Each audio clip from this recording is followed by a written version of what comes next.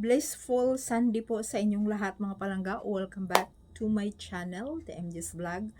Marami pong salamat sa mga team abroad, team Pilipinas, team seniors, team bahay. Magandang araw sa inyong lahat. Sa lahat po na nanonood po, taos puso po akong nagpapasalamat sa inyo. Thank you so much mga palangga. At saka, yung hindi pa po nag-subscribe sa aking channel, mag-subscribe na po kayo, The MJ's Vlog. Hello! So, ito mga palangga, 'di ba? Itong ano na to si OG at saka si Fermin, very close daw yan sila. Kampihan yan sila kampihan. Pero ang madalas talaga ang masyadong talagang si Christy ay puring-puri pero naninira din siya. 'Di ba? Naninira din siya. Ang ka-close lang naman niya yung mga noon pa ng mga artista, hindi yung mga baguhan, hindi siya masyado. Pero mayroon din kasi syempre lahat ng artista, 'di ba? Ibabalita nila. Pero kaya wala silang sabihing tudo, pag itutudo nila na paborito nila. Tapos ibinuking din nila. O anong nangyari kay Sharon? O anong nangyari sa kanya? Tataka nga ako Sandali lang, pagkwentuhan muna natin mga palangga. Siyempre artista yung ating mga pinag-usapan. Siyempre mayroon talaga kasi nga artista, siyempre kasali sila si Alden. At saka baka niya naman sabihin nyo na hindi, ang gusto lang kasi namin puro Alden main. Alam nyo mga palangga, dapat intindihin nyo rin kasi hindi naman tayo yung pumapasok sa bahay nila ni Alden at saka ni May na hindi nga sila nagpapa-interview at tingnan nyo naman, tahimik sila. Pinaprivate talaga nila ang kanilang buhay. Kasi nga, isipin natin, yung sabi nga ni Alden, yun na lang ang kanyang sinisave sa sarili niya. Di ba? Tayo naman, ay dito lang tayo, susuportahan natin sila. So ito na nga mga palangga. Kwentuhan muna natin. Di ba si Christy ay talagang siya, masyado siyang talagang akala mo alam na niya yung buhay, kampihan siya, lahat ng bagay. Nanay pa nga tawag sa kanya, 'di ba? Ninananay siya ni Sharon. So anong nangyari na nga sa kanila ni Sharon? Anong nangyari? Nagpapiyansa nga si sila lang din naman kung napanood mo yung mga niya.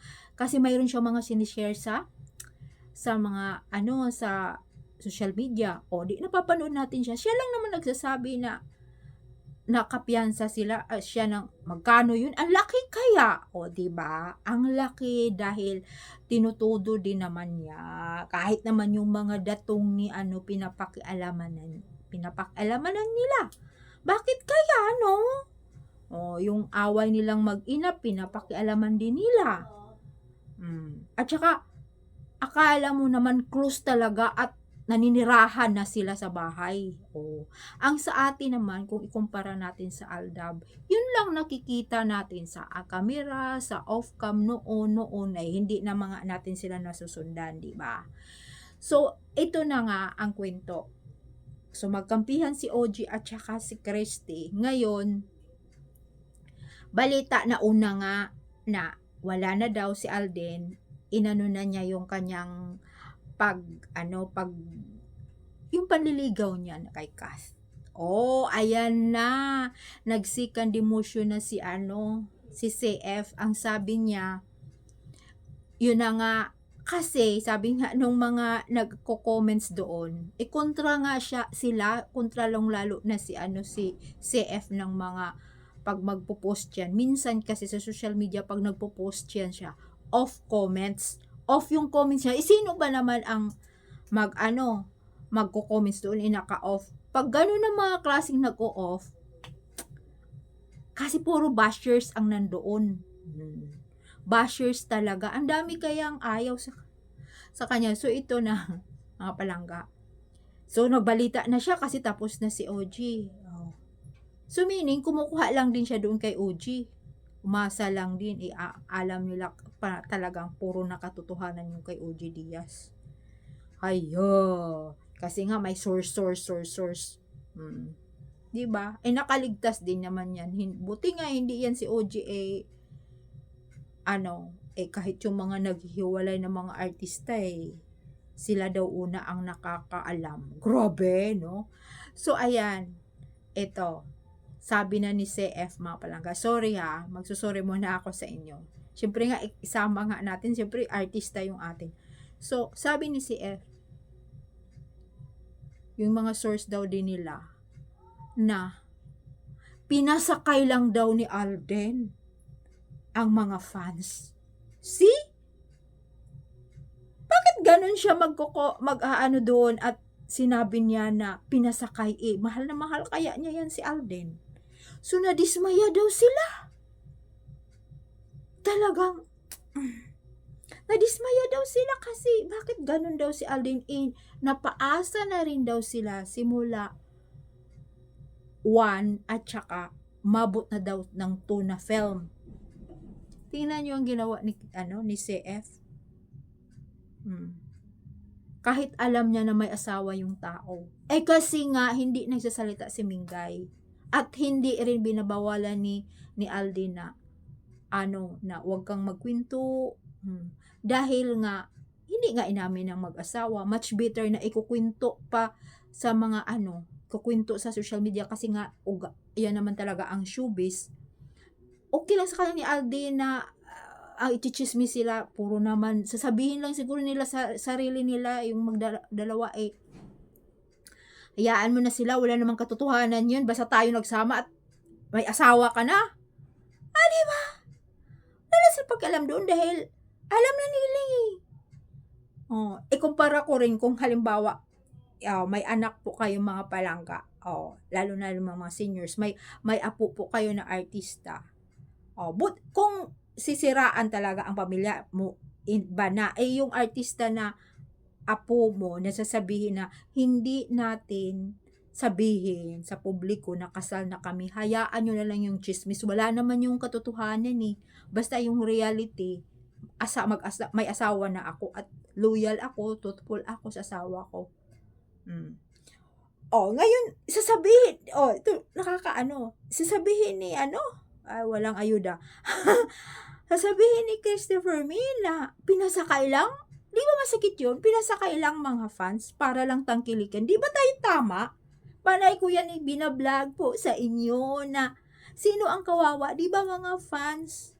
Dahil naniniwala sila na nanliligaw, pumupunta sa bahay, binila ng kotse, binila ng tapos buntis, tapos kasal na, secret married, blah, di ba? Yan ang nakalabas. Tapos sasabihin na hindi pala natuloy ang ligawan. Hindi naman talaga, tayo mga Aldab Nation, sasabihin talaga, hindi naman talaga niligawan dahil may asawa na, paano siya manligaw? Di ba? Sayaw na lang natin, di ba? Sasayawan natin yung mga kwento. Yung mga balita nila dahil hindi na tayo matitibag pa. Kaya alam nyo mga palangga, yung totoo yon, may nag-comments doon na nagbabasa ang mga sarswilistas ng mga comments. Kaya sabi ko sa inyo, wag nyong baliwalain kung ikaw po ito. Thank you sa dami na nagko-comments. Dami na rin yan. Nababasa na po yung mga comments nyo mga palangga.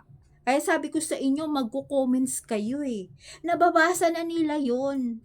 Dahil mayroon nang nagbabalita na daw yung isang vlogger na ganito, may nagko-comments doon na talagang hindi sila naniniwala na hindi mag-asawa ang panipaniwalaan daw talaga natin na mag-asawa, may asawa na yan si Alden. Sabi nung iba dito, nabasa ko yung mga comments doon, yung sabing gano'n na, nga, tama nga yun sa kabila na yung sa ating nga daw. Kasi, sabi ko sa inyo yung mga comments nyo mga palangga, ang laki ng tulong yun.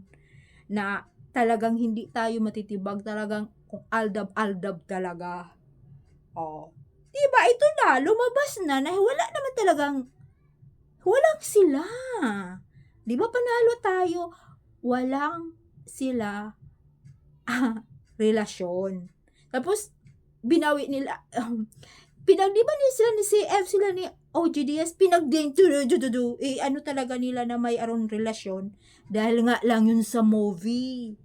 Ewan ko lang yung nagkakalat doon sa ano, yung babae doon sa TikTok na may relasyon sa source daw niya. Ano source niya? Sumusunod doon sa cat din? Oh, siguro sa mga show, sa backdoor tuloy, sorry. Backdoor nakikita nila. Siyempre may mga fans doon. Pero off cam ito na nga yung mag-ano nga lang ng 'di ba, yung truly lang hindi matulak-tulak ni Alden eh kung nanligaw siya lahat na. Kargahin mo hindi. Isa na 'yun. Kaya thank you so much sa mga nanonood sa aking vlog. Comments lang po kayo mga palangga na babasa ng mga sarsulistas yung inyong mga comments sabi ko sa inyo. Kaya thank you so much. Bye. God bless you all.